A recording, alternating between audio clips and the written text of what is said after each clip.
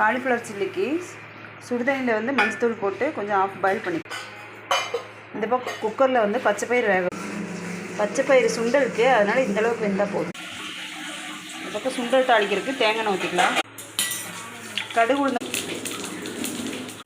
கொஞ்சமாக ஜீரகம், வெங்காயம், பச்சை மிளகு, வரமிளகு, மாதிரி தட்டின பூண்டு போட்டுக்கலாம். சுண்டலுக்கு தேவையான உப்பு. இந்த பக்கம் காலிஃப்ளவர் தண்ணி வடி தாளிச்சதில் சுண்டல் போட்டுக்கலாம். 65 மசாலா போட்டுக்கலாம். கொஞ்சமாக மிளகாத்தூள். எண்ணெய் காஞ்சிருச்சு, சில்லி போட்டுக்கலாம்.